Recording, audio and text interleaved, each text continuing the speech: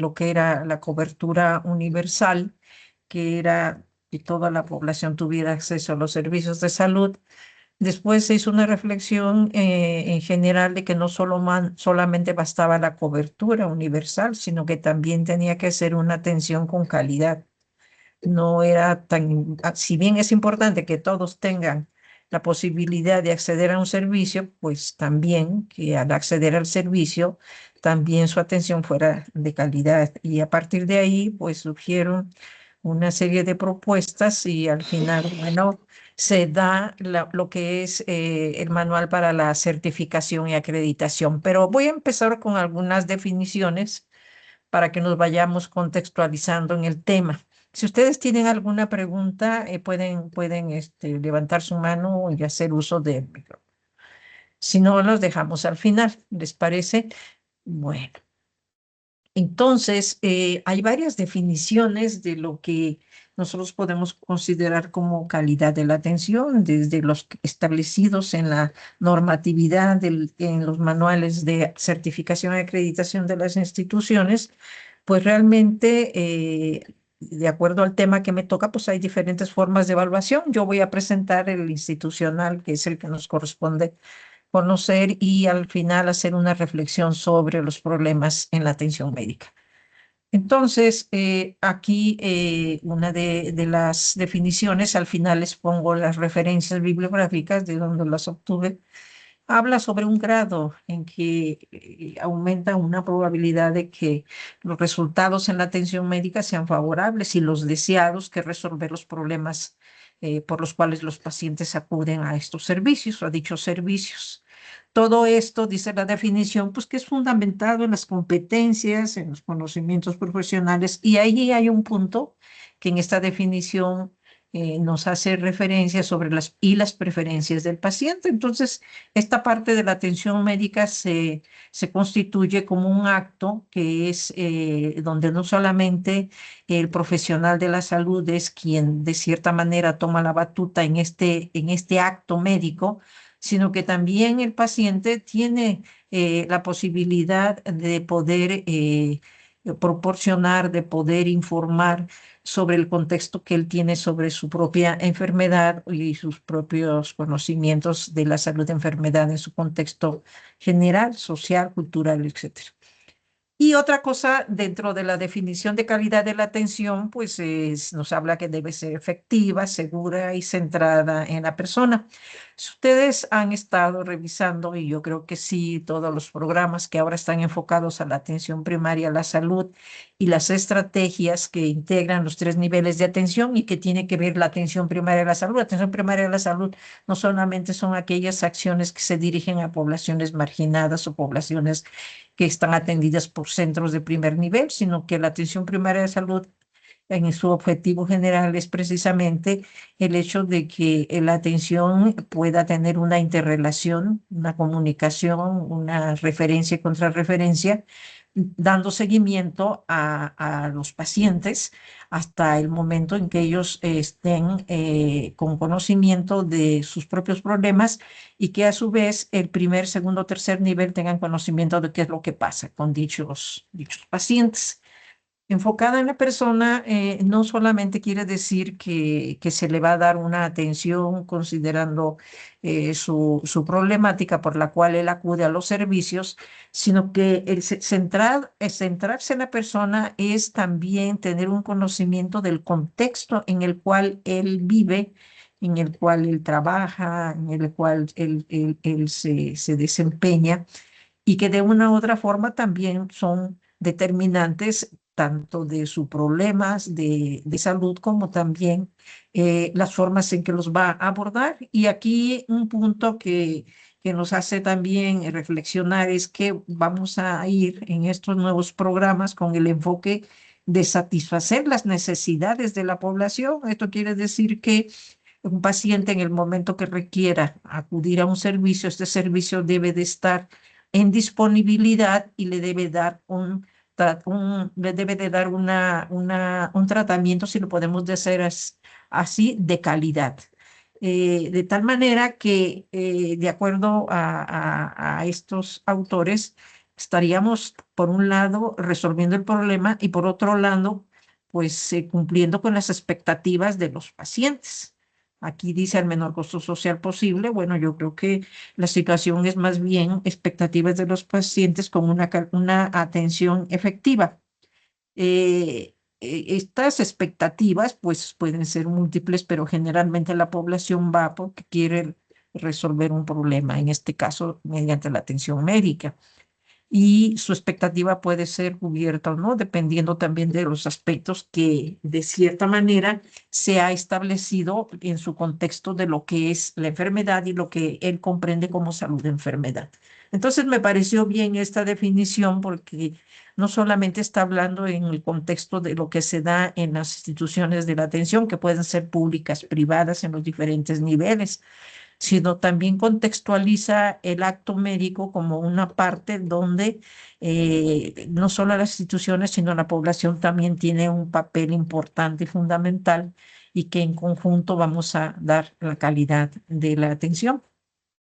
Cuando nosotros hablamos de calidad de la atención, ya ahora sí que como por escuela, siempre pues nos vamos a un modelo que hace ya muchos años planteó este señor que se apellida Donabedian, es conocido ampliamente y que de cierta manera, aunque se han propuesto otros modelos para evaluar la calidad de la atención, estas fases que presenta Donabedian pues se siguen aplicando y realmente en las cédulas de evaluación para la certificación, para la acreditación, siempre muchos de ellas están enfocadas en la evaluación de la estructura de procesos de resultado dentro del acto médico de la atención médica en las instituciones de salud.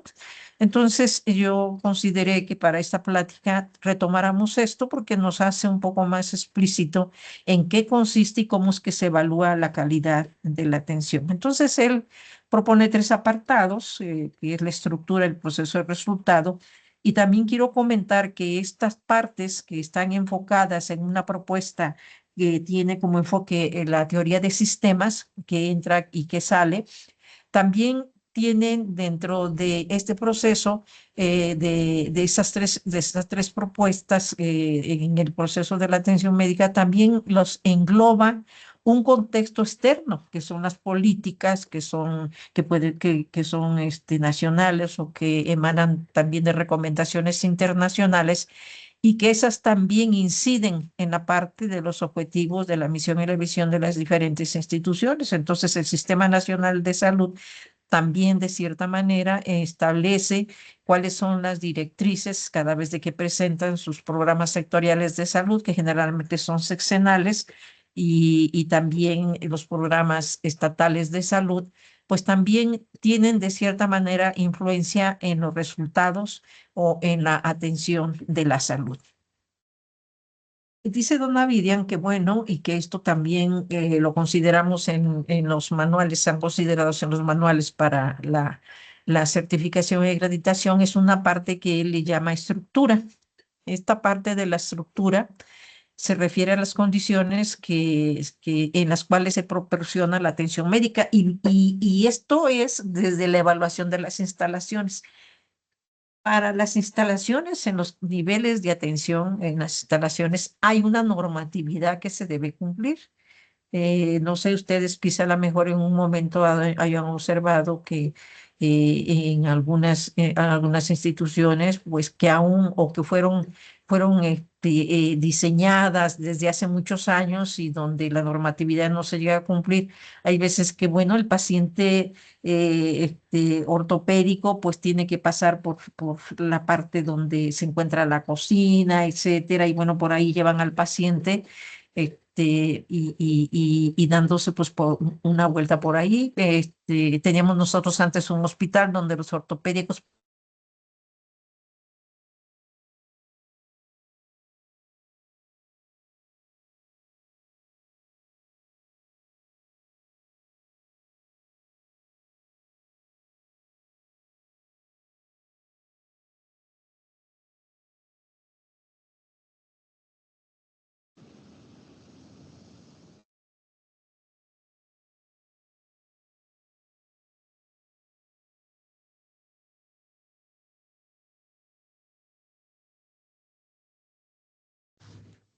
¿Se detuvo la presentación o nada más no escucho?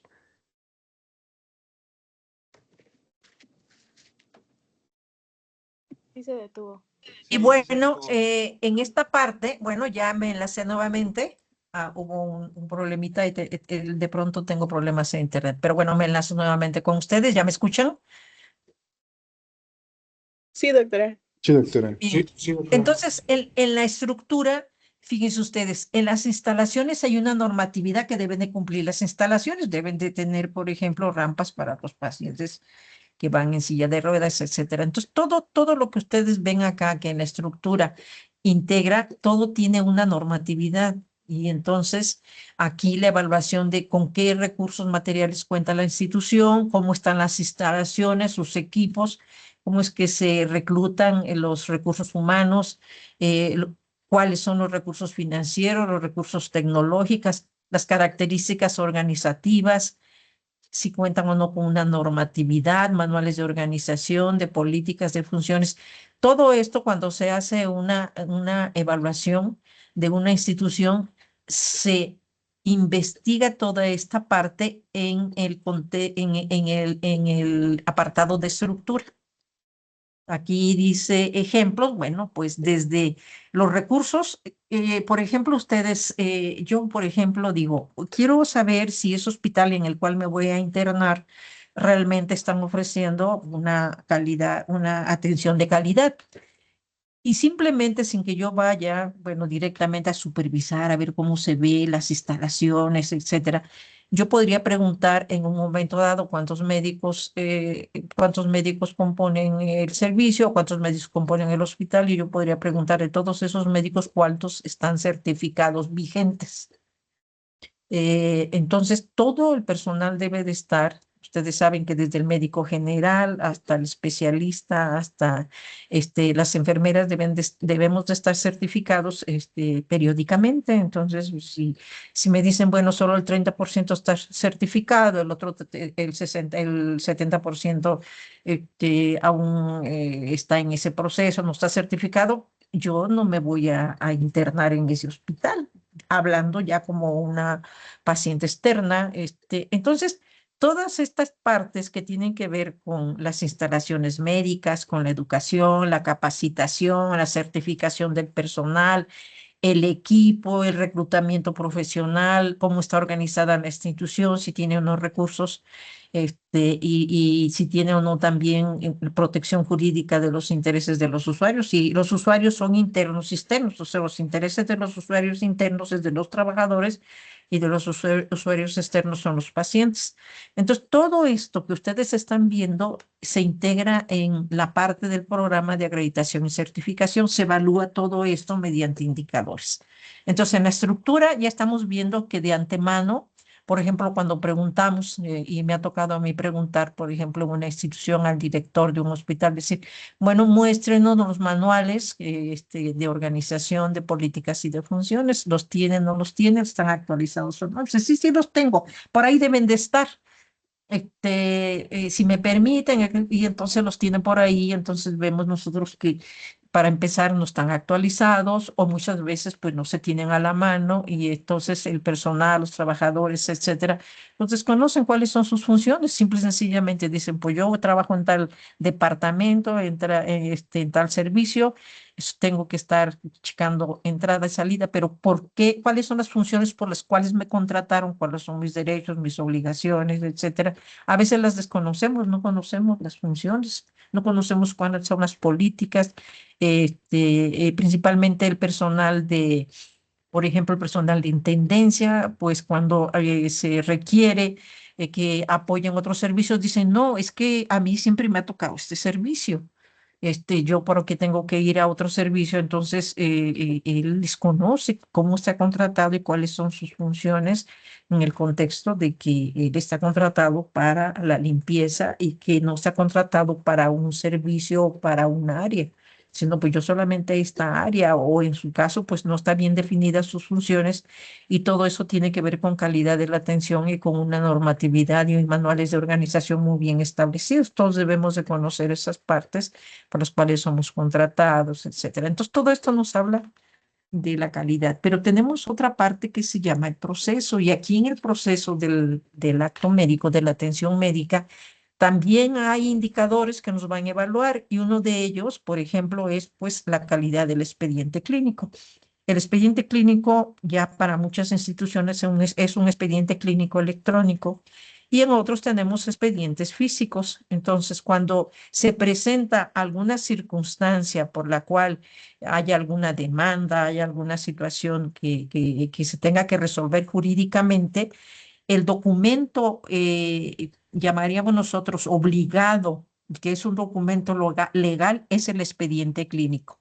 Es el primero que se va a solicitar para poder iniciar ese proceso de análisis de las demandas, etcétera. Entonces, no solamente el expediente clínico es un documento legal, sino que también es un documento que visualiza cómo es que se está manejando el paciente o los pacientes, qué tipo de notas tiene, quién es el responsable. Entonces, el documento del expediente clínico es un documento que nos va a permitir evaluar el proceso como parte del proceso de la atención.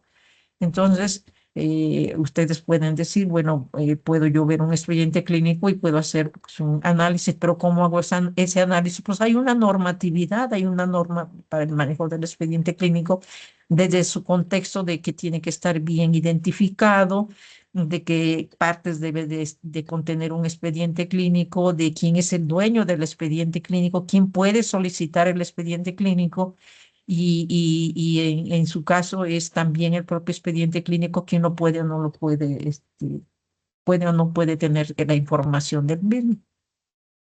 Entonces, no hay muchas cosas así de pronto que hay que revisar, sino que hay puntos claves donde uno puede ver qué calidad de la atención se está prestando. Por ejemplo, esto en las instituciones públicas, en las instituciones privadas, pues ya tienen conocimiento, tienen los expedientes que ya son mediante la tecnología, pues ya fáciles de poder consultar. Pero esto se quiere de acuerdo a la política nacional de la presidenta de la República en su programa sectorial de salud actual.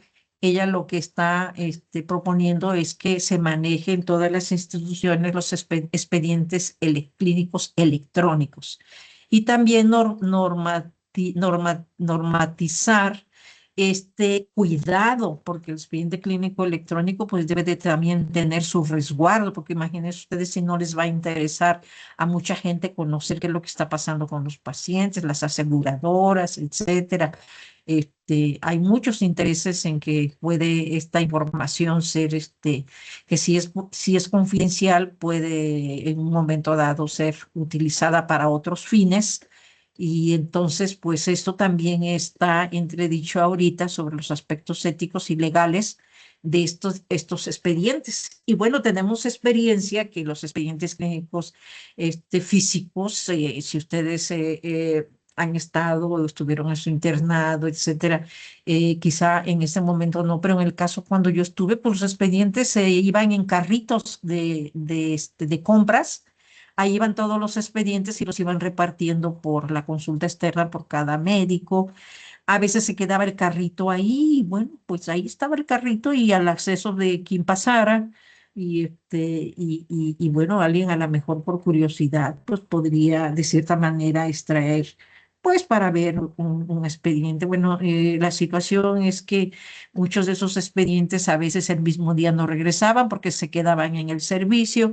Había pacientes que tenían dos expedientes. La situación del expediente clínico se evalúa, y esto es parte de la evaluación de la calidad de la atención en la fase que se llama el proceso. La aplicación de las guías clínicas y del manejo de los protocolos es otra manera también que por indicadores se puede medir para poder saber realmente si efectivamente la atención de los pacientes realmente se está llevando con la calidad que nos pide esta normatividad. Entonces, cuando se hace una evaluación de la calidad de la atención, involucra todos estos aspectos que tienen que ver con cómo es que se realiza el diagnóstico, en qué se basan los tratamientos, si hay o no indicaciones para una rehabilitación, en este caso de los pacientes que queden con algunas secuelas, si realmente se está dando un enfoque de prevención y de educación para la población y para los usuarios internos, que son los profesionales, una educación continua, y también ver qué tanto se está cumpliendo con la proporción de la información a los pacientes real y ética sobre el proceso de la atención. Entonces, son como ejemplos que nosotros tenemos y que fácilmente con estos indicadores podemos dar fe de cuál es el grado de calidad de la atención que pueden tener las instituciones. Y otra parte, en términos generales, son los resultados. En este caso, los resultados, lo que en las instituciones se hace es que se aplica una encuesta de satisfacción del usuario. Entonces le pregunta, como en la consulta externa, la hospitalización, qué es lo que mediante instrumentos ya validados, que son las preguntas que nos interesan saber sobre, bueno, qué tan satisfecho se va el paciente, como las empresas, nos interesa saber también. Pero en las instituciones de atención médica, en las instituciones, no basta solamente con que el paciente se vaya satisfecho, sino también es importante haber dado solución con calidad al problema por el cual el paciente ingresó. Puede darse el caso de que el paciente ingresó y en el proceso de la atención se complicó con una infección nosocomial. Entonces, el manejo pues se alargó, más días de estancia, más medicamentos, más laboratorios, etcétera. Pero al final el paciente pudo haber tenido un fin favorable y entonces pues la satisfacción del paciente puede ser que se sienta muy satisfecho porque su paciente estuvo en un riesgo altísimo de morir y que lo salvaron y que entonces pues su satisfacción del paciente es favorable, pero la realidad de la resolución de la atención médica no la podemos considerar favorable, puesto que una infección nosocomial no debe de estar, o derivada de la atención médica, no debe de estar presente en las instituciones. Y esta situación no solamente pone en riesgo la vida de los usuarios, del usuario, del paciente, sino también pone en riesgo los presupuestos que están ya programados para la atención y que muchos de esos recursos están resolviendo problemas que surgen precisamente de problemas dentro del proceso de la atención. Entonces, cuando hablamos de resultados, los indicadores pueden ser variados o son variados. Aparte de que nos interesa la satisfacción de los usuarios, también tenemos que investigar sobre infecciones nosocomiales, cuántas se presentaron, etcétera. Y en este caso, otros indicadores más que se ponen dentro de las cédulas de evaluación y que nos permiten esta certificación y acreditación, evaluar desde la parte de la estructura, desde la parte de los procesos y la parte de los resultados, donde involucra la satisfacción del usuario. Y bueno, este modelo, al final, podemos hablar mucho de la historia, de cómo surge, cómo va evolucionando la calidad de la atención, pero para mi punto de vista de esta plática, consideré que tenemos que ver actualmente cuál es el modelo que está encargado a nivel del sistema de salud mexicano, y que está aplicado tanto para instituciones públicas, privadas, etcétera, para todas las instituciones de atención médica, este modelo que es el modelo único de evaluación de la calidad, que es el MUEC. Bueno, esta es una herramienta para evaluar la calidad de la atención médica para todos los establecimientos del Sistema Nacional de Salud. Si bien esta parte de la evaluación no se ha constituido de manera muy formal que sea obligatorio, pero prácticamente es una situación que se considera que debe de tener todas las instituciones, porque de una u otra forma estamos nosotros evaluando, aquí lo dice, esto lo tomé del MUEC, donde dice que, bueno, a la evaluación se hace a partir de la estructura de los procesos y los resultados, que es el modelo que vimos de Donna Bedian y que actualmente se sigue aplicando. Entonces, nosotros sabemos que, bueno, estas cédulas que aplica el MUEC, pues dan como resultado favorable o no favorable la aprobación y tienen un tiempo de vigencia. Entonces, esto es un proceso periódico y continuo de las instituciones donde los cuales nosotros siempre estaremos participando. No importa si seamos públicos, privados, siempre debe de tenerse este sistema de calidad de la atención y hay programas de gestión por la calidad que son programas que están establecidos periódicamente ya dentro de las instituciones y que tienen por objetivo cumplir con todos estos indicadores para poder brindar una mejor atención que se llama calidad de la atención. Entonces, este modelo del MUEC pues tiene un catálogo único nacional de criterios y estándares para la evaluación de la calidad. Y pues es el que actualmente nosotros si no lo conocen, lo debemos de conocer o en su caso ustedes hayan estado en contacto ya con el MUEC. Y el objetivo del MUEC es precisamente evaluar la calidad de la atención, como ya lo mencionamos, a partir de la estructura, procesos y resultados en los establecimientos que componen el sistema de salud. Y aquí es importante, y lo resalto con ese verdecito, porque bueno, dice ahí en el MUEC que, bueno, haciendo énfasis principalmente en aquellos servicios que prestan a la población sin seguridad social. Estamos hablando pues de bienestar. Pero bueno, este proceso se da a todas las instituciones de seguridad social y en la privada el avance no ha sido tan importante porque bueno, prácticamente la privada que es manejada como empresarial, pues la importancia de que ellos manejen certificaciones que pueden ser también certificaciones por la ISO 9000 o por algún otro organismo internacional o por el modelo MUEC, eso les permite vender sus servicios. Y entonces, bueno, si te vas a hacer unos estudios de laboratorio, pues vas a un laboratorio que esté certificado y pues es a donde va a ir más la gente a atenderse. Ejemplo, los análisis clínicos aquí de los Ruiz, ejemplo, bueno, ellos siempre han mantenido una certificación y eso hace que el hecho de que vayas a tomarte tus laboratorios, etcétera, pues se está brindando una calidad, sobre todo no solamente en la toma de muestras, sino también en los resultados. Entonces, desde el punto de vista de la privada, pues puede tener un enfoque de plusvalía, un enfoque empresarial, y que bueno, en muchos otros países, prácticamente más que el trato digno, lo que muchas instituciones privadas te ofrecen es precisamente una calidad de la atención en el contexto de que no vas a poner en riesgo la salud de los pacientes. No va a haber infecciones nosocomiales, no se va a caer el paciente, no va a tener errores en la medicación que se le dé. Entonces te dicen, bueno, yo te vendo esto y te cuesta caro. Entonces, esto para nuestro país es una situación que no, que si bien la privada tiene y tiene un papel importante también en nuestro país, todas las dependencias deberán de tener ya como parte de su atención estos certificados. Si yo tengo un consultorio privado, debo de tener, y de por sí ya COFEPRIS me va a supervisar, debo de tener una cultura de calidad para, para el acto de la atención médica.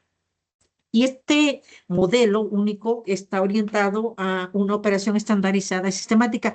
Quiero decirles a ustedes que estos indicadores que ahora ya el MUEC los maneja, pues han tenido un proceso de evaluación y están enfocadas por cada nivel de atención o tipo de servicio. Puede ser por hospitales, para evaluar servicios, para evaluar servicios de telemedicina, etcétera. Están los indicadores establecidos y continuamente pues se siguen revisando y se siguen adecuando.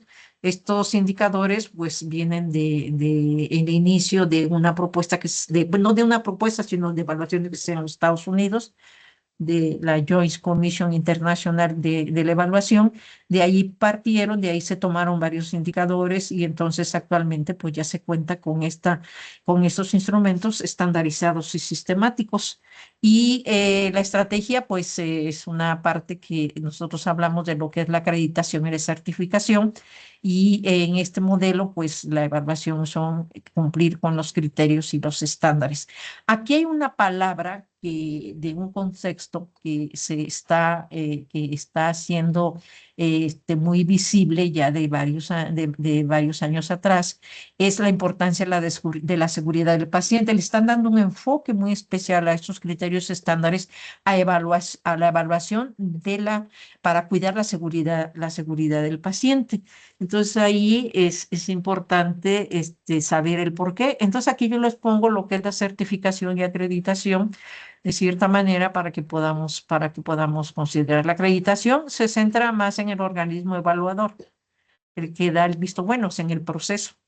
Y la certificación se centra más en el servicio y la calificación de los resultados. Entonces ahí debemos que tener muy claros qué es la certificación y qué es la acreditación, cómo se da este proceso y que es un documento obligado para todos nosotros conocerlo. Es un documento que está a la mano, que lo puedes consultar por medio de un buscador en Internet y que debes de tener conocimiento porque es un documento amplio, pero también un documento de trabajo para todos nosotros que estamos en el área de la salud y que podemos estar ejerciendo público, privado o en alguna otra ONG.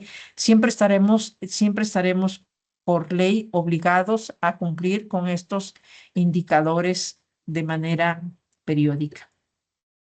Estas líneas estratégicas del MUEC tiene dentro de sus funciones una difusión de lo que son los indicadores. Muchos de los directivos de hospitales, etcétera, están continuamente recibiendo información de cuáles son los indicadores y aquí en este caso el modelo que está integrado por un organismo difunde y da a conocer estos indicadores, capacita también sobre las competencias y el aspecto de la evaluación del MUEC e implementa de manera progresiva o sea, el cumplimiento de estos indicadores mediante capacitación. Entonces las instituciones pueden solicitar a la institución que maneja el MUEC, solicitar que se les prepare para que ellos en su momento puedan hacer su primera parte, que es un diagnóstico, un autodiagnóstico.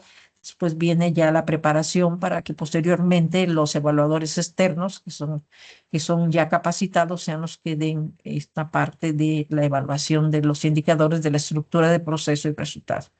Generalmente esta operación pues, está enfocada a la previsión para la operación y cumplimiento de los requisitos y se dan en diferentes fases. Ustedes pueden consultar el documento. Y bueno, esta parte de la evaluación continua que también hace este modelo que es nacional, pues tiene que ver desde la difusión, como ya se los mencioné, la capacitación, la implementación y el monitoreo para todas las instituciones.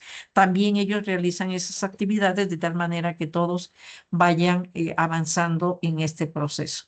Las fases, pues viene una parte que es el autodiagnóstico, de acuerdo al MUEC, después viene una declaración de la infraestructura, después viene la presentación de documentos y todo este proceso se capacita al personal de la institución de cómo puede acceder ya a las fases de la certificación y de la acreditación.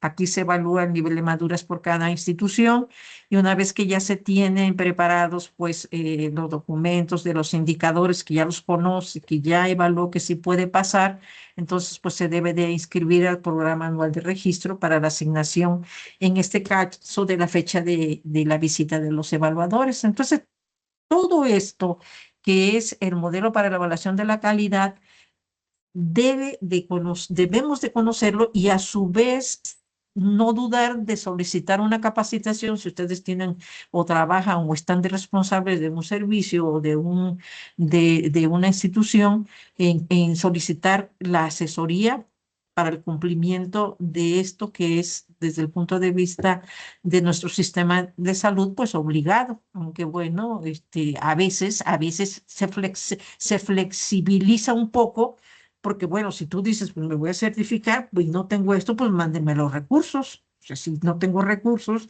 pues ¿cómo quieren que me certifique? Entonces, de cierta manera, pues va un proceso donde también se vayan considerando las condiciones que guardan las instituciones. Entonces, después de esto que yo les estoy presentando, me voy a dar la tarea estos últimos minutos en hablar sobre un problema que dentro de los indicadores le están dando un énfasis importante y que nosotros tenemos que reflexionar en nuestra práctica profesional, y que es la seguridad del paciente. Y fíjense ustedes que es una situación de cierto punto que se debe de analizar y hacer conciencia porque, en primer lugar, esta parte de la seguridad del paciente está enfocada en que pues, no se debe de producir ningún evento adverso en ningún lugar del mundo, una situación que puede ser prevenible y que realmente no se está haciendo, ¿no? Y los eventos adversos pues, son daños ocasionados por alguna intervención médica, en este caso vamos hablando seguridad del paciente, bueno, en las instituciones.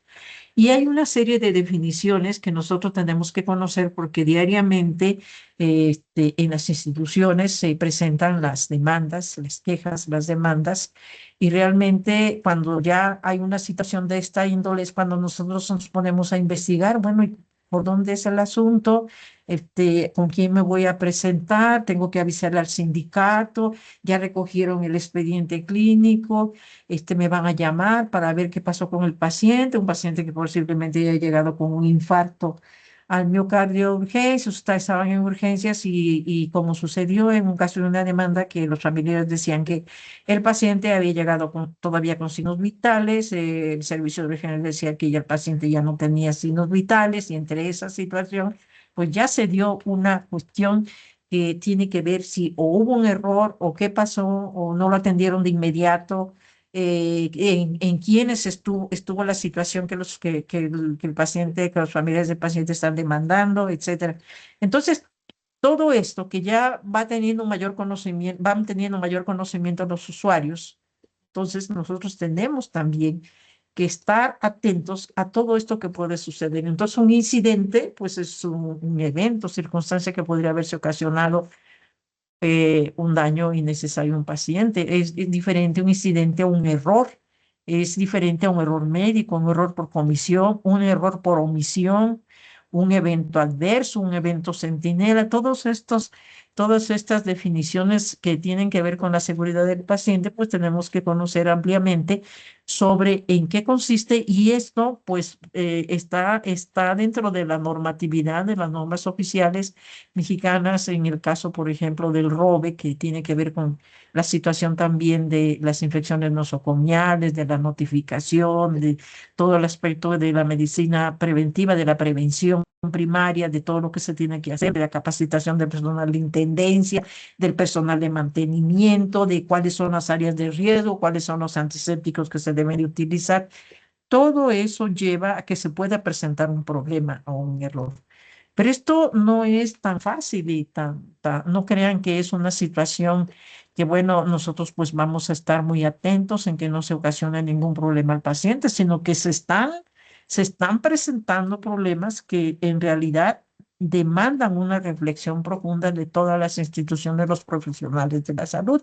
Y si bien yo hace unos meses me vi muy, muy preocupada y lo comenté con mis alumnos, era que precisamente en los Estados Unidos, en las instituciones de salud, hablaban de que más o menos un 20 a 30% de las complicaciones de los pacientes eran debidas a problemas de errores médicos. Yo dije, bueno, están exagerando, ¿no? Es una situación alarmante. Si en los Estados Unidos están hablando de que situaciones de esa índole se presentan y complican y ya los están midiendo, pues ¿qué estará pasando con nuestras instituciones? Y entonces estos datos que los hallé de años pasados, pues habla y precisamente esto que yo escuché, bueno, no escuché, sino leí un artículo donde hablaba de la situación de las instituciones de salud en los Estados Unidos, hablando de ese porcentaje, dije, no, es algo increíblemente frecuente.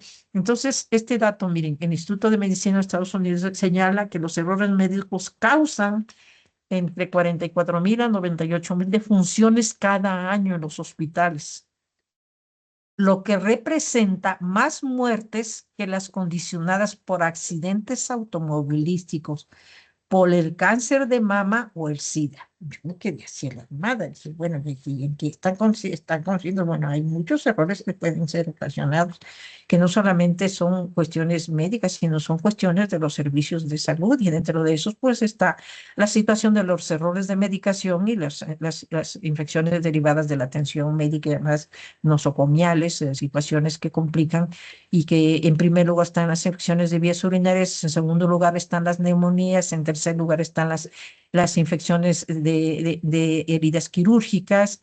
En cuarto lugar, está la parte también, las urinarias, las pulmonares, y bueno, las septicemias, etcétera. O sea, hay situaciones que los errores de medicación también son muy importantes. Luego, en el Reino Unido, en un informe, digo, 2002, que se lo saqué así rápidamente, dice que estimó que se producen eventos adversos en aproximadamente el 10% de las hospitalizaciones, lo que representa alrededor de 850.000 eventos adversos al año. Estamos hablando de un país, bueno, que no estamos hablando de América Latina, estamos hablando de Inglaterra, del Reino Unido. Y luego unos datos que encontré de la Organización Mundial de la Salud habla y dice que los eventos adversos debidos a la atención poco segura son probablemente una de las 10 causas principales de muerte y discapacidad en el mundo.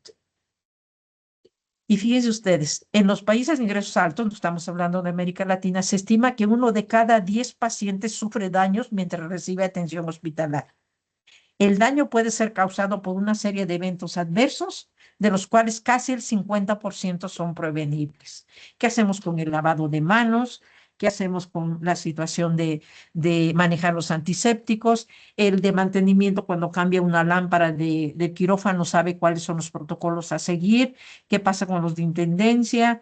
¿Qué pasa con las enfermeras? Porque también tenemos ahí una parte de los errores de medicación, en la prescripción que está pasando, que es lo que nosotros estamos haciendo. Y bueno, otros datos que también me alarmaron y que se los estoy compartiendo porque me llamaron mucho la atención es que dice que a nivel mundial, 4 de cada 10 pacientes sufren daños en la atención sanitaria primaria y ambulatoria. Hasta el 80% de los daños se pueden prevenir. Y aquí me llama la atención porque dice que los errores más perjudiciales están relacionados con un diagnóstico. O sea, el diagnóstico puede no ser certero, la prescripción y el uso de medicamentos. O sea, ¿qué tanto nosotros realmente estamos manejando o conociendo la farmacopea, las partes de lo que rigen y que de cierta manera dentro, por ejemplo, del área del hospital universitario, del hospital, ya de cierta forma cuando te prescriben un antibiótico, etcétera, ya la propia personal de farmacia, si hay un antibiótico que sea de tercera generación, etcétera, tiene la obligación de hablarle al médico y de que el médico le justifique el por qué ese antibiótico se está dando y cuáles son los motivos por los cuales no inicia con un medicamento antibiótico de primera línea. Entonces, esta situación de la prescripción y el uso de medicamentos son uno de los errores más perjudiciales en el mundo. En los países de la OCDE, o sea, de la Organización para la Cooperación y el Desarrollo a nivel mundial, el 15% total de la actividad y el gasto hospitalario es un resultado directo de eventos adversos. Y esto no fue solo una información que saqué por ahí amarillista, sino que son de varios datos que de cierta manera pues también nos hacen que nosotros en ese aspecto no solamente de certificarnos y acreditarnos, porque nosotros cuando viene la acreditación, la certificación nos preparamos, así como cuando llega el presidente municipal, el candidato a los pueblos, pues barremos todas las calles para que no vea, encerramos los perros para que no vea tanto perro, ¿no? Pues nosotros hacemos así y ya cuando pasó, a veces volvemos a lo mismo. Cada año millones de pacientes sufren lesiones o mueren a causa de una atención sanitaria poco segura y de mala calidad. Prácticas médicas y riesgos en la atención se están convirtiendo en problemas importantes para la seguridad de los pacientes. Entonces, errores de medicación, fíjense ustedes, es uno de los principales problemas y esos errores, pues estamos hablando de millones anuales. Y luego, pues las infecciones nosocomiales, 10 de cada 100 pacientes hospitalizados en países de ingresos altos y de bajos ingresos pues son un problema. Procedimientos quirúrgicos poco seguros pueden presentar complicaciones hasta el 25% de los pacientes.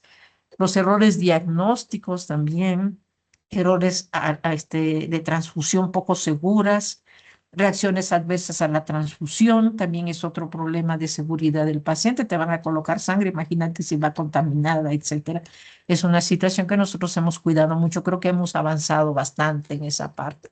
Los errores de irradiación, en este caso los que manejan, por ejemplo, medicamentos para la quimioterapia, etcétera, exposición del personal, de la exposición, si saben cuáles son las medidas que se deben de manejar. Es una parte de la seguridad no solo del paciente, sino de los usuarios internos que son los trabajadores.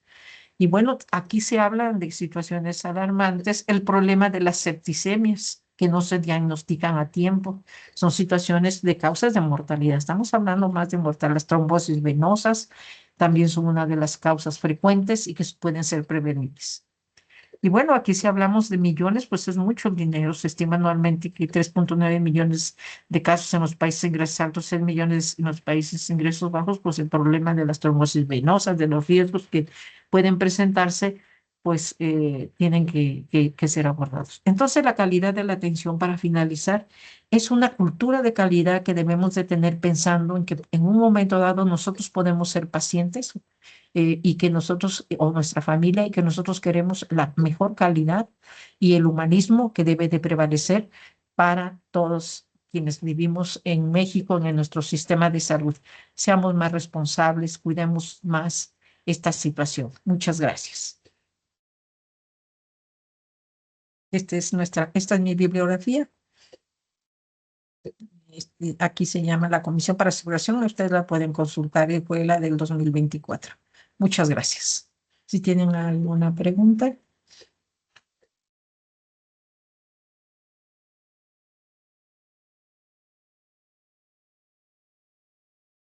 No sé si tienen alguna pregunta, comentario. Esto es lo que les presento. Ustedes pueden consultar el web. Vean o analicen. Es un documento muy amplio, pero que es obligado para nuestra práctica profesional. Donde quiera que estemos, debemos de tener conocimiento de la normatividad. Si vamos a abrir un consultorio, veamos las indicaciones que tiene COFEPRIS para que antes de que demos la atención médica, primero cuidemos la seguridad del paciente, de la familia. No puede haber un consultorio junto o un cuartito que tengo por ahí desocupado, ¿no? En mi casa, ¿no? Hay requisitos porque podemos exponer también a la familia y en lugar de estar dando atención podemos estar condicionando problemas en los propios pacientes. Entonces es una enseñanza continua en la cual debemos de conocer qué es lo que se evalúa en las cédulas y ser promotores de la calidad de la atención. Muchas gracias. Espero que les haya gustado este enfoque y que, bueno, es una parte esencial y problema mundial y también las instituciones privadas no se crean, también tienen algunas cosas que tienen que mejorar. No sé si tengan algún comentario, pregunta. Bueno, ya faltan 2 minutos. Agradezco mucho sus atenciones. Voy a salirme un momentito para continuar con otro tema que también es de mucho interés. Muchas gracias, doctora. Gracias, doctora. Sí, Gracias, doctora. entonces me salgo un Gracias, doctora. momentito y en 5 minutos empezamos la otra plática que también me parece muy interesante. Sí, doctora, gracias.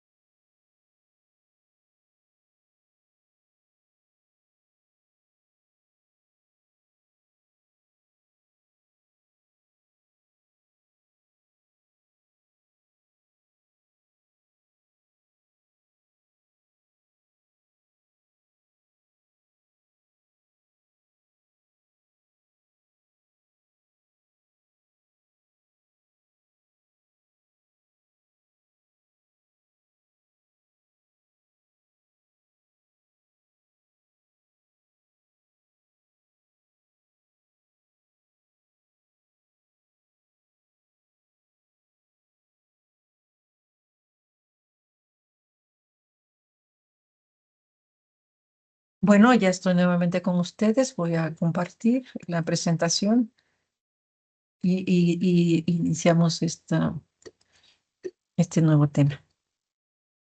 Me han pedido que les presente este tema de lo que son los elementos de la teoría científica. Y bueno, voy a empezar con unas definiciones. Quizá en un momento dado, bueno, este tema, cuando yo empecé a abordar estos aspectos de la ciencia, de pronto me encontré con varios filósofos, Sócrates, Platón, Aristóteles, y desde ahí aspectos de la ideológicos, etcétera. Y entonces yo decía, ay, yo no sé, no puedo entender cómo está el asunto para llegar a entender lo que es la teoría científica. Pero bueno, miren, vamos a empezar. Y hice un esquemita y yo creo que nos va a ayudar mucho. Bueno, entonces, nosotros generalmente hemos oído y estamos siempre conscientes de que tenemos varias teorías. Y bueno, decimos, esta es una teoría. Y bueno, ¿qué cosa es la teoría? Dice, en ciencia se llama teoría un modelo para el entendimiento de un conjunto de hechos empíricos, y en este caso los seres humanos construyen teorías para así explicar y predecir y dominar diferentes fenómenos. Entonces, voy a explicar esto. Bueno, a través del tiempo, el ser humano siempre tratamos de explicar los fenómenos o los hechos en general, y más si nos relacionamos con fenómenos o hechos de la enfermedad. Entonces, siempre desde tiempos pasados, pues, considerábamos en un momento dado que la situación pues eran cuestiones más derivados pues de los dioses. En nuestro tiempo teníamos dioses de la luna, del sol, de la fertilidad, etcétera. Entonces, pues también había prácticas desde el punto de vista cultural de abordar los problemas de salud, de enfermedad. Eran unos contextos que se denominaban mágicos, ¿sí? O sea, una situación de que en la medida que se comprendía y se explicaban esos hechos o fenómenos, pues en esa medida pues se resolvían, ¿no? Quiero, antes de seguir adentrándome en este tema, es comentarle que, bueno, tenemos nosotros dentro de nuestro estudio, en este contexto de la teoría científica, pues tenemos una clasificación de lo que son las ciencias exactas y las ciencias fácticas. Las ciencias exactas, pues son las matemáticas, la física, etcétera, donde prácticamente yo doy un ejemplo diciendo 2 por 2 es igual a 4 en las ciencias exactas, aquí donde quiera que sea, ¿no? Y en las ciencias fácticas, donde estudiamos los fenómenos, no podemos a veces decir que 2 por 2 es igual a 4. Hay veces en que damos tratamientos en pacientes que tienen pues, esta misma enfermedad, tienen síntomas muy similares. Y muchas veces cuando damos el tratamiento para estos casos, no siempre obtenemos los resultados esperados, ¿no? Podemos tener diferencias porque son aquellos factores que no podemos medir y que están presentes desde la genética, de todos los aspectos de nuestra genética ancestral, de dónde venimos, cómo va evolucionando este aspecto de acuerdo pues a que recibimos por una parte también aspectos genéticos cuando hubo la conquista de los españoles, que traían también sus genes que eran derivados también de los árabes. Tenemos un poquito de mezcla, ¿no? Y aparte lo indígena, que era nuestro propio componente genético, nos hace pues a veces susceptibles a ciertas enfermedades o nos protegen, como ustedes lo quieran ver, ¿no? Entonces, pues en este aspecto de las ciencias fácticas, pues es una situación que tenemos que estar claros. Entonces, vamos a las ciencias prácticas, que es la parte de la medicina. Entonces, esta teoría científica de la cual yo me estoy refiriendo, pues dice ahí que es un conjunto de conceptos y definiciones de una manera que permite, mediante una visión sistemática, explicar los fenómenos o los eventos, en este caso de la salud y de la enfermedad. Y en un marco ya más específico, pues es explicar los hechos. No sé, por qué se presenta cierto problema y cuáles podrían ser las posibles causas y las soluciones. Y la teoría científica pues nos da elementos para describirla, para explicarla, para predecir, para controlar estos fenómenos, que muchas veces son fenómenos que pueden ser naturales o muchas veces como consecuencia también de fenómenos sociales, son multifactoriales para que entendamos la salud de enfermedad. Y entonces, pues, ¿cómo nos vamos a poner de acuerdo para que en este enfoque de las ciencias fácticas realmente podamos resolver esta situación? Entonces, después de que se dio la era esta, donde los aspectos mágicos prevalecían y estábamos en una situación, por ejemplo, en nuestro país un tanto con un componente más indígena, más puro, más con una cosmovisión que nos caracterizaba, pues llega la conquista y entonces pues cambiamos nuestra forma de ver los eventos, los fenómenos con esa situación de los nuevos conceptos que traían los conquistadores y entonces pues nos traen la religión también y damos una interpretación a los fenómenos, a los hechos de salud, de enfermedad, integrando estos nuevos conocimientos que nos destruyeron nuestras pirámides y nos pusieron las iglesias, ¿no? Y entonces pues decíamos, no, pues es que el asunto es un castigo de Dios, es una situación de... Y bueno, llegó el momento en que se decía que había demonios que se tenían que sacar y entonces combinamos la explicación de los fenómenos de salud, de enfermedad, de los hechos, con un componente mágico religioso. O sea, por un lado teníamos el contexto que traíamos nosotros antes de la conquista y después de la conquista, pues entonces como que combinamos. Y ahora en la actualidad todavía tenemos ese bagaje que decimos, ah, eso ya quedó, ya ahora pura ciencia. No, sino que también seguimos teniendo por regiones, por situaciones no solamente imaginadas, sino de la urbana, de la suburbana, seguimos trayendo también un bagaje en el contexto de cómo explicarnos, por qué nos enfermamos, qué pasó, no es que sabes qué, como se portó mal, pues ahí mal le fue, ¿no? Entonces son situaciones así que nosotros todavía lo seguimos aplicando con todas estas partes que en nuestra historia hemos ido viviendo, ¿no? Pero bueno, ya en la actualidad dicen, no, pues es que ahora la ciencia, ¿no? Y bueno, hay muchos que son críticos, o sea, tampoco puedo decir que todos dicen, pues no, pues la situación, hay corrientes de pensamiento. Y bueno, para la ciencia, pues nosotros tenemos que ser un poco más en la toma de decisiones, pues más claros porque bueno, según otros aspectos sociales, psicológicos, a lo mejor puede haber una mayor amplitud de conocimiento donde pues ciertas circunstancias, algunos todavía dicen, bueno, es que existe el alma, existe, etcétera, del ser humano, se habla de la trascendencia después de la muerte, aspectos así, pero nosotros tenemos una realidad que es la situación de la prevención y de la atención a nivel de un contexto se llama salud-enfermedad. Entonces, bueno, esta parte de la teoría nos llevó a que cada día nosotros a través del tiempo nos vayamos enfocando y en nuestro perfil de egreso, que ustedes lo deben conocer, o sea, qué es lo que la Facultad de Medicina, ustedes como licenciados quiere que al final sean, pues de resolver los principales problemas en un primer nivel y con un enfoque científico y con una visión aplicada de la ética y de los derechos humanos.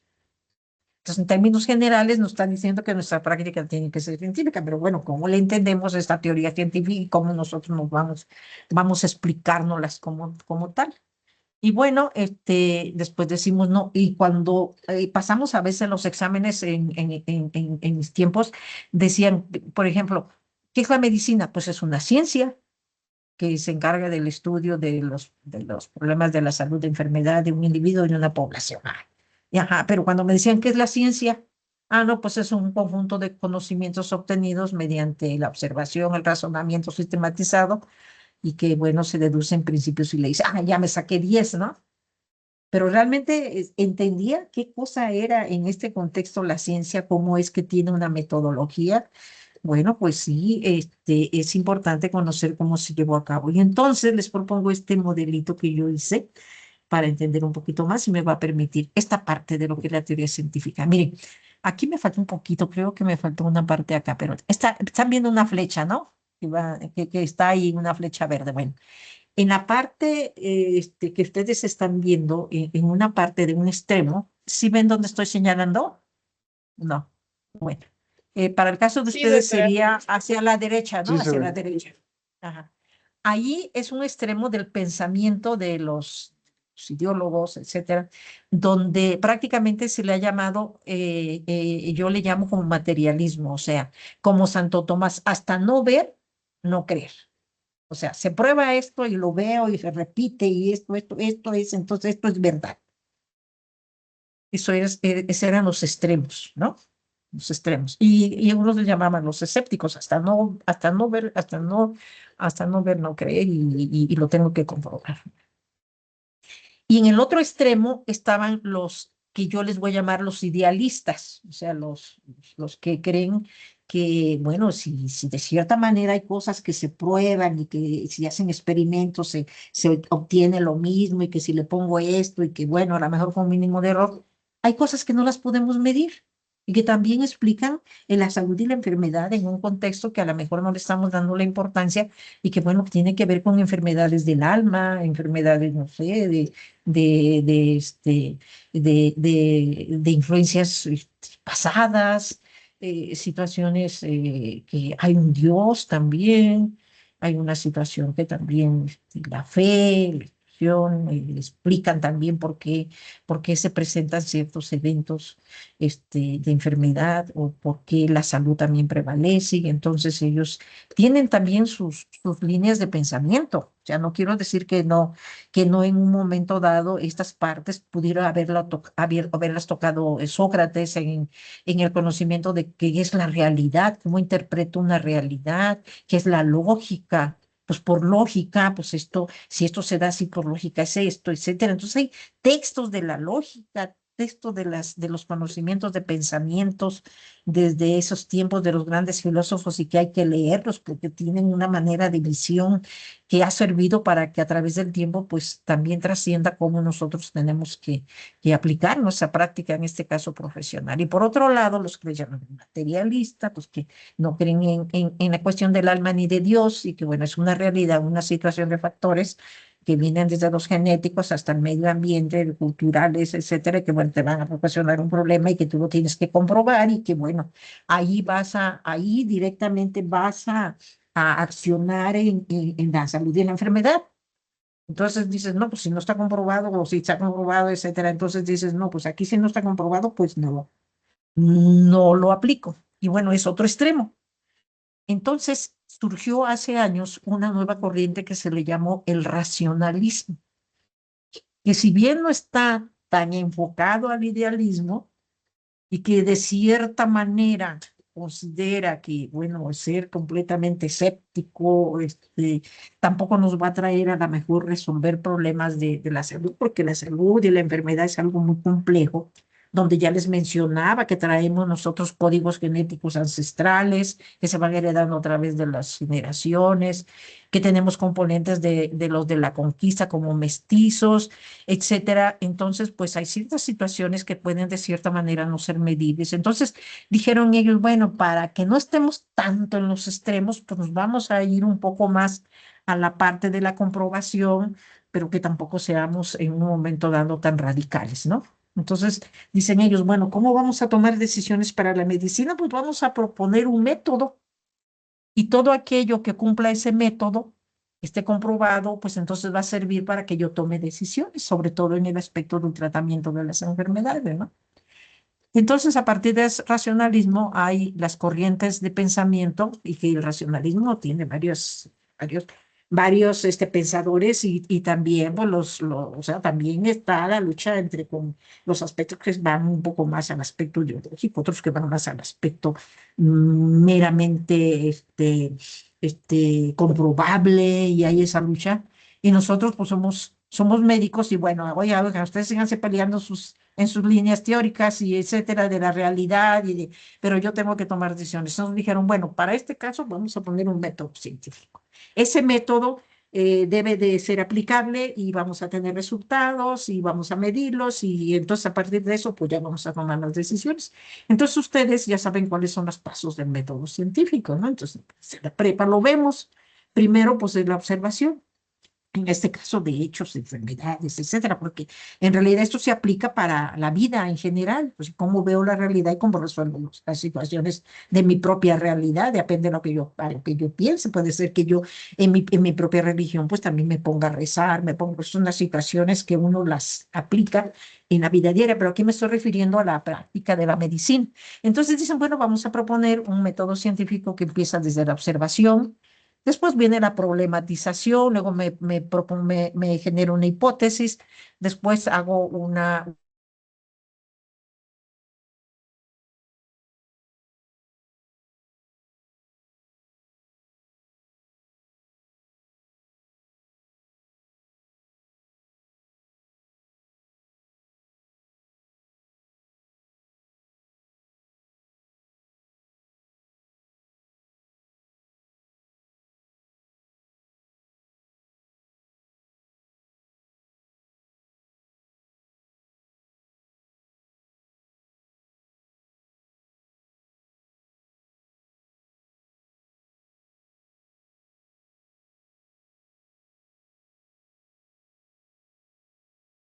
Bueno, ya regresé con ustedes, ¿sí ya me escuchan?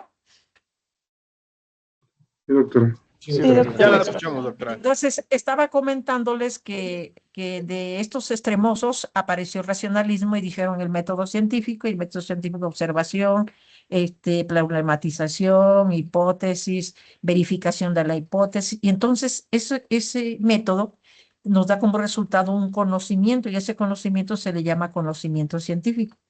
Y entonces la ciencia es el conjunto de conocimientos científicos que explican un fenómeno. Entonces aquí está involucrada la ciencia, que es la ciencia parte de qué? De los conocimientos científicos derivados del método científico.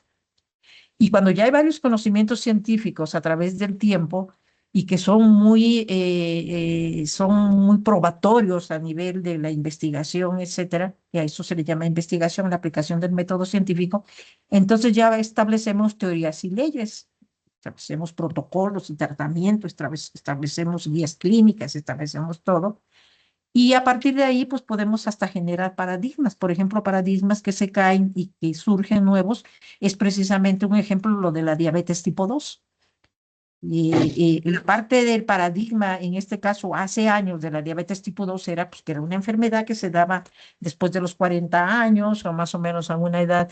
Y también que mucha de la población decía, bueno, es que a mí me dio diabetes porque tuve un susto, porque me expuse a un problema, así, entonces me desencadenó la diabetes.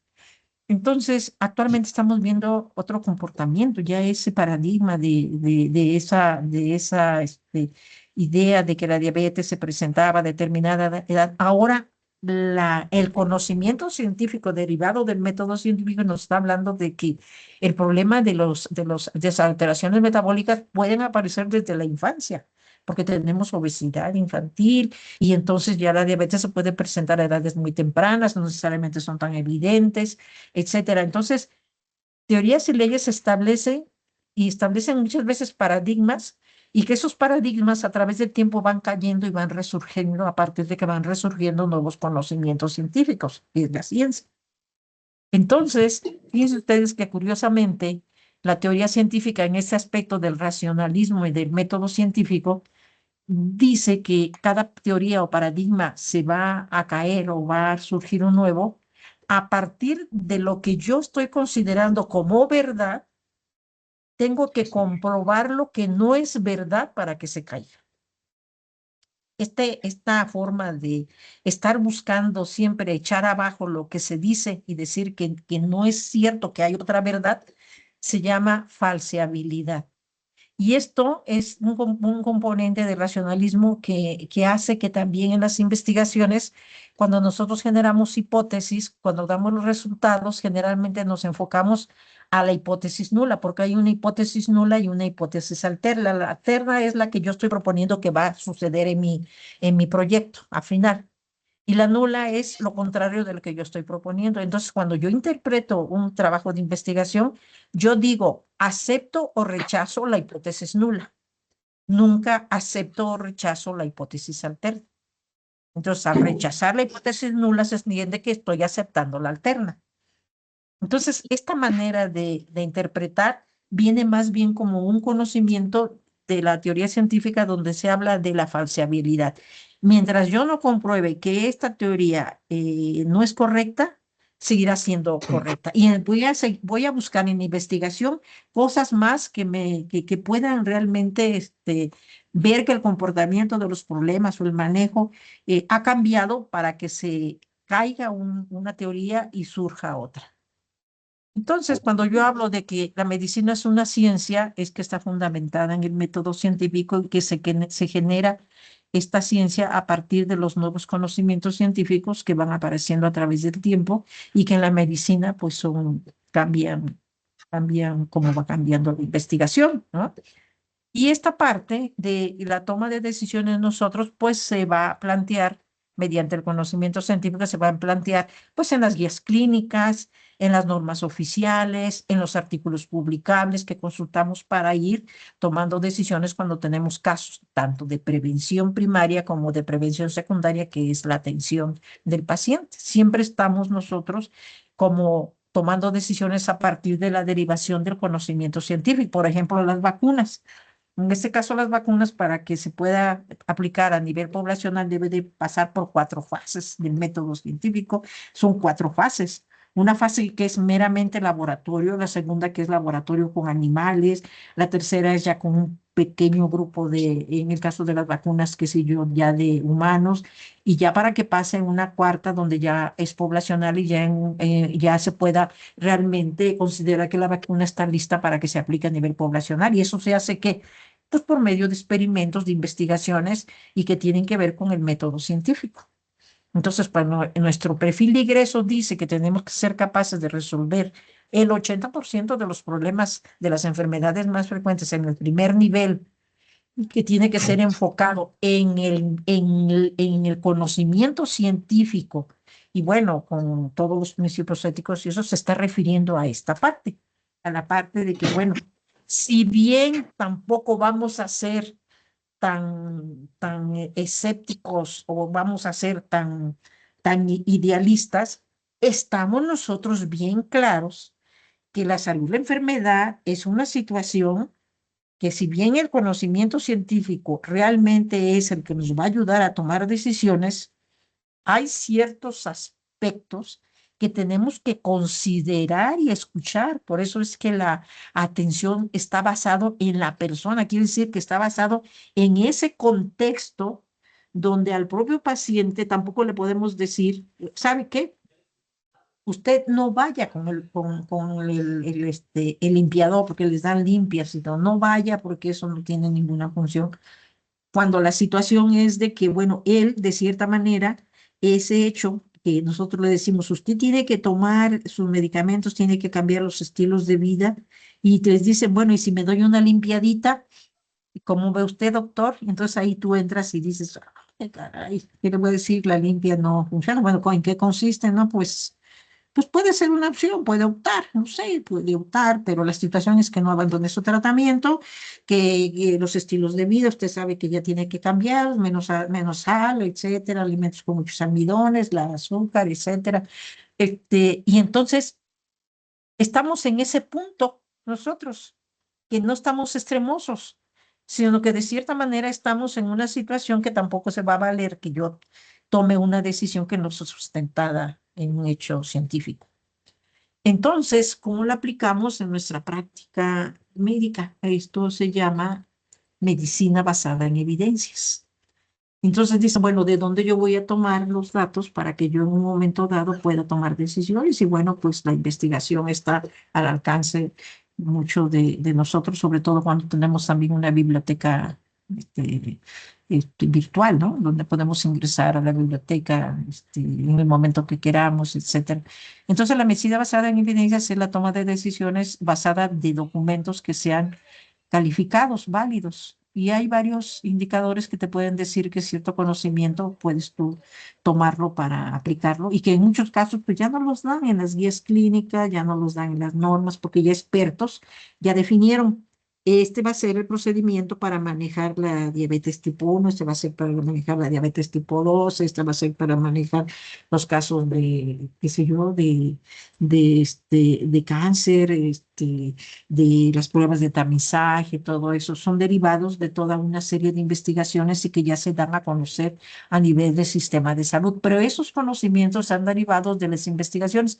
Entonces, ¿dónde podemos encontrar? Dices tú, bueno, es que yo quiero ver, a ver qué se habla acerca del Alzheimer y cómo qué ha avanzado en el tratamiento. Tengo un paciente que tiene Alzheimer, etcétera.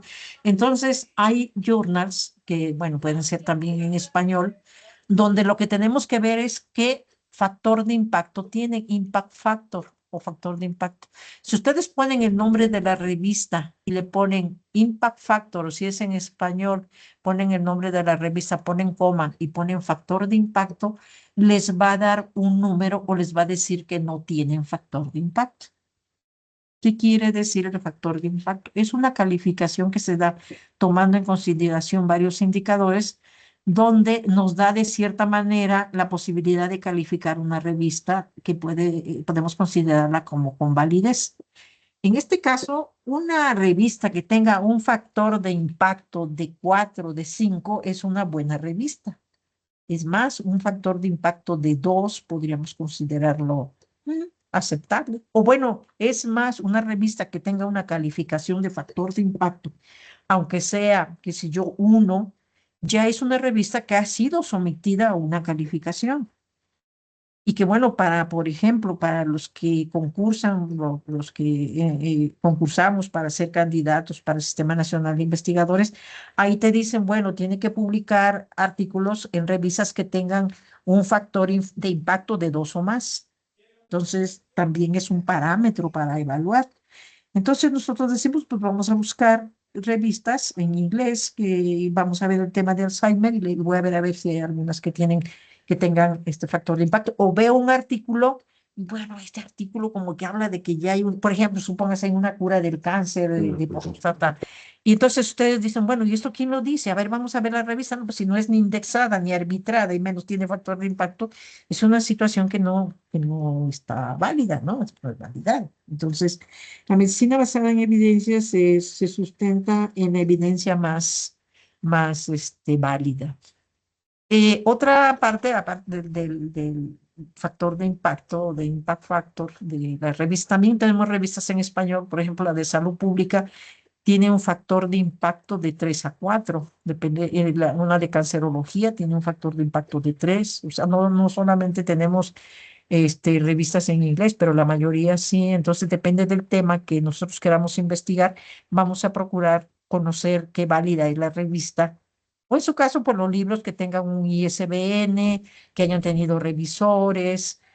Y bueno, lo que yo les quiero decir es que mucha de esa información que ya de cierta manera la tenemos en protocolos, pues son derivadas de grupos de investigadores que concluyen y entonces dicen, bueno, esto lo vamos a poner ya para que los médicos de primer nivel en los programas lo establezcan, porque esto ya está aprobado. O sea, hay que tomar el Papa Nicolau, que hay que tomar la glucosa capilar, que tenemos que... Entonces, todo eso, toda esa parte que ya sale como muy común, es porque ya tiene un sustento de evidencia y que bueno, ya si hay alguna nueva evidencia, a lo mejor se cambian los métodos, se cambian las normas, se actualizan, etcétera.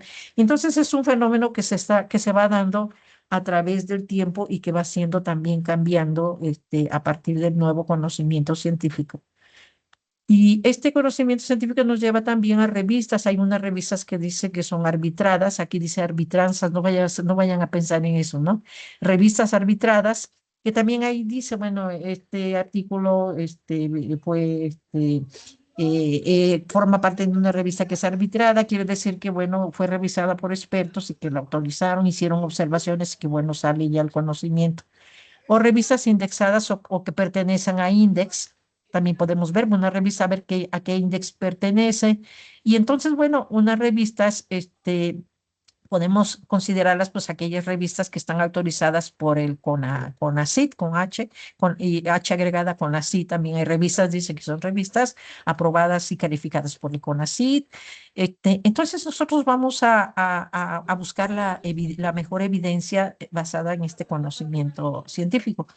Pero como les mencioné, hay situaciones que cuando estamos ante la complejidad de la salud de la enfermedad, tenemos que considerar aspectos de la persona y, tratar de consensuar lo que de cierta manera ellos esperan dentro de sus propias creencias, lo que nosotros les vamos a dar y que de cierta manera no solamente dar órdenes o indicaciones, porque también se ha observado que en realidad el paciente pues no solamente se va a curar con tanto medicamento, sino que tiene que tener también cambios en los estilos de vida, tiene que ser una negociación consensuada. Yo te voy a ayudar con esto, tú en qué te vas a comprometer a ayudarme también, porque si vas a estar con puro medicamento, al rato vamos a tener, pues, en primer lugar, situaciones que pueden ser derivadas de los propios medicamentos.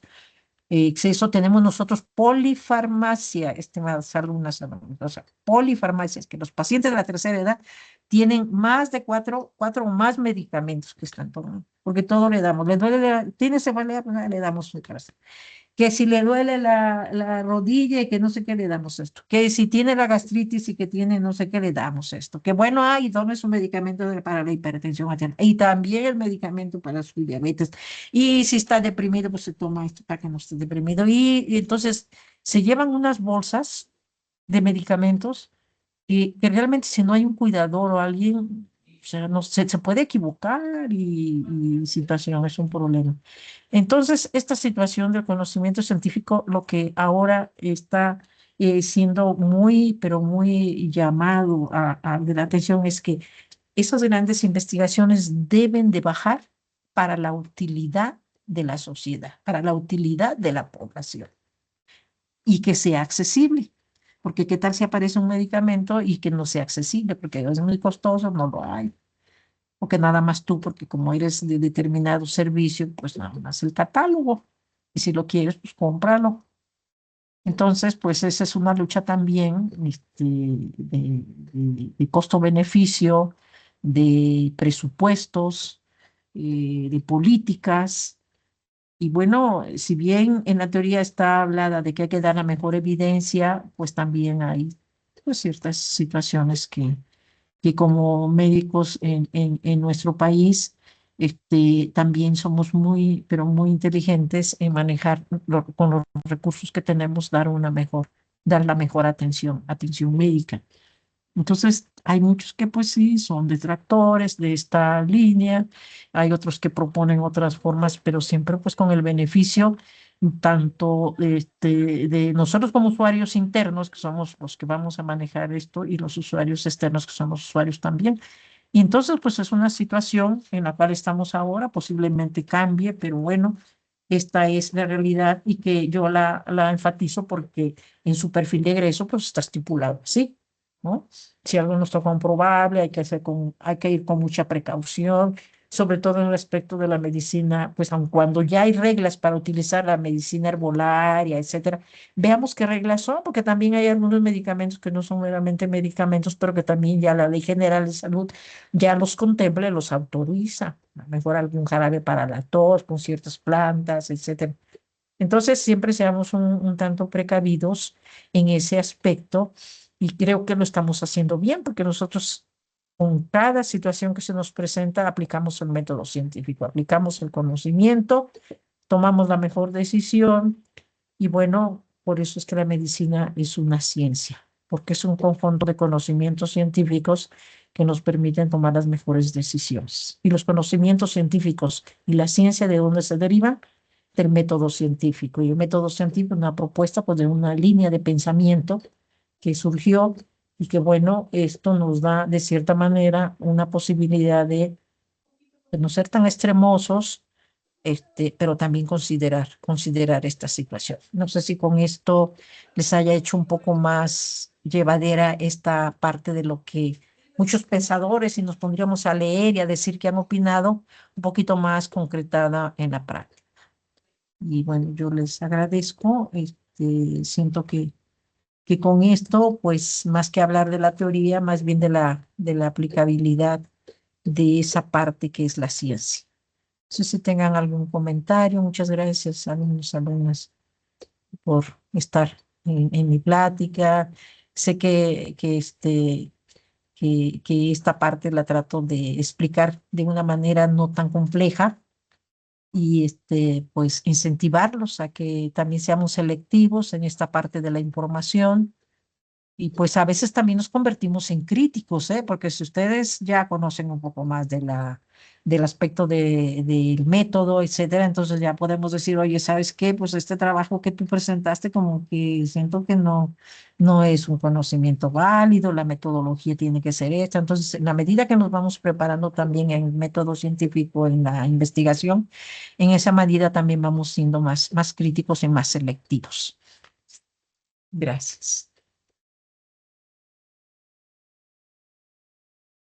Doctora, una Pero, pregunta con el tema sí, de la indexada de los artículos. ¿Cómo ajá, podríamos, o sea, no entendí, o a lo mejor no ajá, sé si lo comentó, sí, cómo se revisa que un artículo ajá. esté indexado? Tú pones el nombre de la revista y pones index, coma index.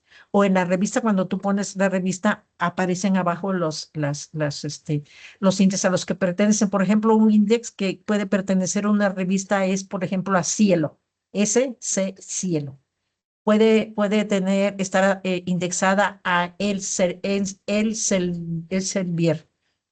Puede estar indexada a Google Scholar. Google Scholar. Y entonces te da una lista de los índices en el momento que tú presentas y le pones index, o sea, o indexada o index. Y ya te da ahí a qué índice está asociado. Ah, ok, ok, Eso que es gracias. indexada, que forma parte de las revistas de Cielo, que forma parte del índice de las revistas de Google Scholar, que forma parte de las revistas que publica el Elsevier.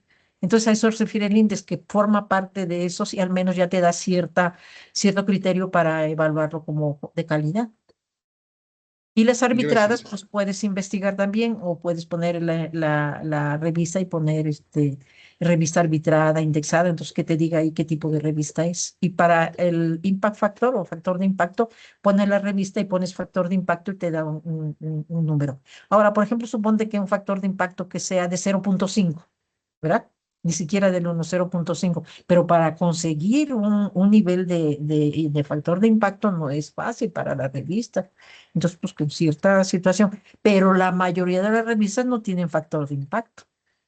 Y información no válida es infinidad que no cumplen con la metodología, que se hicieron en poblaciones pequeñas, que hay sesgos, que puede haber una infinidad de problemas y entonces uno ya se vuelve un poco más selectivo en lo que lee, ¿sí? Ahora los libros, etcétera, que ya pasaron por un proceso en el cual se les da un número de indicatorio, un número de ISBN. Entonces, son documentos y la parte que nosotros, por ejemplo, cuando enseñamos en la docencia, todo eso, pues estamos enfocados siempre en la investigación actualizada o que esté comprobada. Sí, porque no podemos llegar a decir, si imagínense ustedes, si por ejemplo, en farma, en esos aspectos, en los experimentos, en la parte de la salud pública que yo doy metodología de la investigación, también he dado, estoy dando casos y sesiones en posgrado y todo eso. Nosotros somos muy estrictos en la investigación documental, en una parte de la investigación siempre les pedimos que todos los documentos, ahora, por ejemplo, los documentos oficiales, dicen, bueno, maestra, pero si hay un documento oficial, por ejemplo, el MUEC, ¿no? Dicen, bueno, maestra, y en ese caso, pues el vuelo está publicando el sistema de salud, pues es un documento que ha sido emanado de un organismo que se llama Consejo General de Salubridad, donde están los institutos de investigación, donde está, el primer lugar está representado por el secretario de Salud. Está representado por todos los responsables de todos los organismos de las instituciones, el IMSS, el ISSSTE, el ISTE, la SEDENA, la medicina privada y también los institutos de investigación, etcétera. Todos ellos son los que generalmente generan las propuestas para las políticas de salud y participa mucho pues en esta parte. Y aparte dentro de ese consejo pues están los que están expertos, por ejemplo, para el modelo de calidad de la atención. Entonces los documentos oficiales que se publican o que se dan, se publican en el diario oficial de la Federación o que se publican y que son ya lineamientos para nuestra práctica profesional es porque ya pasaron todo ese proceso y son documentos válidos. de la OPS, de la Organización Mundial de la Salud. Son documentos válidos porque han pasado por expertos. Entonces, una conferencia, un documento que esté publicando la Organización Mundial de la Salud, se puede tomar como referencia también de una información válida. Y ahí no vas a buscar si tiene impact factor o si es indexada, si no es información oficial de organismos calificados. Ok, Y gracias, todo eso, doctora. pues, lo ponemos a consideración, pues, cuando hacen sus trabajos de investigación. O sea, les pedimos, a ver, si va a tomar información de documentos oficiales, pues, coloque de qué año es, en qué año se publicó.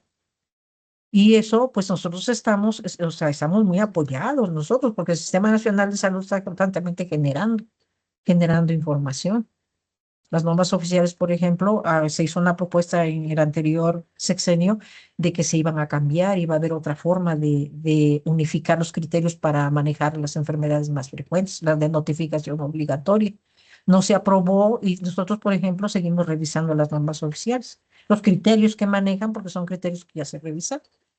Y una norma oficial, pues es un documento que es publicado en el Diario Oficial de la Federación, que tiene todo un registro y que tú lo puedes poner como una referencia válida para tomar decisiones. Entonces, hay varios criterios. Rubén, ¿me preguntaste, Rubén, o quién me preguntó? ¿Quién me preguntó de Omar, esta? Omar, Omar. Omar, soy Omar. Ajá, sí, entonces hay documentos que son válidos, estos documentos oficiales son válidos, que determinan, las guías clínicas son documentos oficiales válidos, son generados por expertos. Y ya con respecto pues a las revistas, a los libros, pues, son criterios que estos son unos de estos criterios que yo les propongo que son los más utilizados. ¿Sí? Entonces, para publicar, pues también nosotros investigamos qué revista es, pues con que tenga ISBN. También otra forma de ver una revista para publicar, en el caso de nosotros, pues que tenga ISBN, o sea, tenga un registro. Nosotros acá en la Facultad de Medicina teníamos, no sé si todavía dos, pero no tenían registro, entonces sí publicábamos, pero no son válidos no son válidos para que tú te puedas certificar o calificar, o sea, no, porque te piden el ISBN.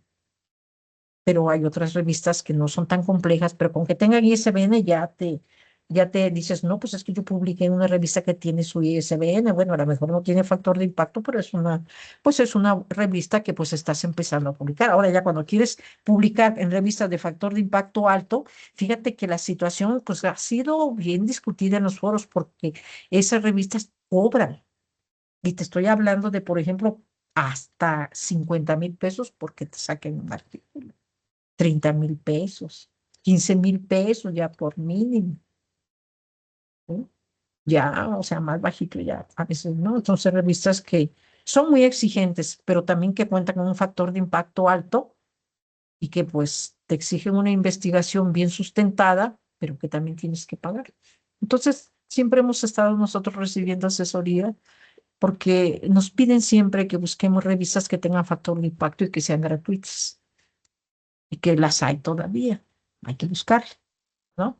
Aunque tardan un poquito más para publicar tu artículo, porque las que pagas se comprometen también a estar revisando, a mandarte observaciones, a decirte que sí se puede o que no se puede, que no se puede el artículo porque no es para esta revista, aunque cuesta, pero no, sí, sí, o sea, va haciendo un poquito más rápido la publicación. Entonces, todos esos aspectos de detallitos son los que nos permiten cuando opinamos de un caso clínico, de alguna situación, siempre generalmente es decir, bueno, de acuerdo al autor de tal revista, pues se ha propuesto que para el tratamiento de Alzheimer, pues se han probado este tipo de terapias. Y casi siempre cuando uno discute esos casos, etcétera, siempre se fundamentan en los conocimientos actuales. Y creo que lo estamos haciendo bien, ¿eh? O sea, si ustedes van a ser residentes, eso, van a hacer una tesis y lo estamos haciendo bien y lo estamos aprendiendo. ¿Por qué? Porque nosotros que estamos ahí para revisar protocolos, estos somos también muy exigentes. ¿Ve? Y esto es un aprendizaje, es una disciplina que es lo pasa. No es tan fácil decir, ay, pues ya aquí, ya. No, no, no, es una disciplina que te hace ser un poco más cauto en la información que lees. Y dices, no, esto, ajá, sí dice esto, que hay esta técnica, pero bueno, ¿quién la dice? Y no.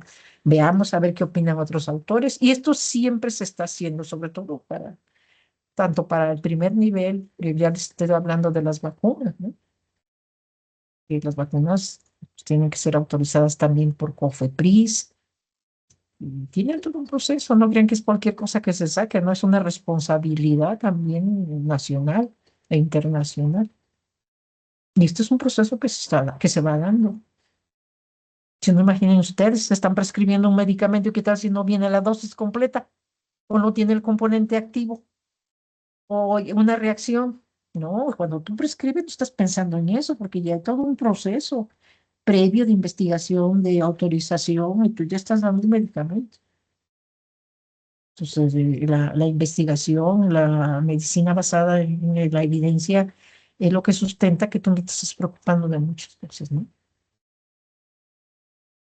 Que estés más atento a tu propia investigación para la prevención o para algunas reacciones adversas.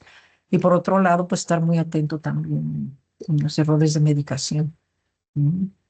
De errores de medicación que también en enfermería se presentan, ponen una dosis porque no le entendieron bien a la nota o se equivocaron. Y eso no es muchas veces muy medible. Nosotros hicimos un estudio de errores de medicación en enfermería. Y sí, hay errores y hubo una buena participación y ellas nos presentaron también cuáles son los errores más frecuentes que tienen. Entonces, es una situación de un aprendizaje continuo, una cultura de estar siempre actualizándose y eso es lo que caracteriza lo emocionante de nuestra práctica profesional, es que cada día nosotros vamos siendo más selectivos. ¿Por qué? Porque el paciente así lo amerita. Imagínate si tiene un caso así que está, y entonces tú vas y dices, bueno, ¿qué le hago, no? Entonces te vas a las evidencias y pues,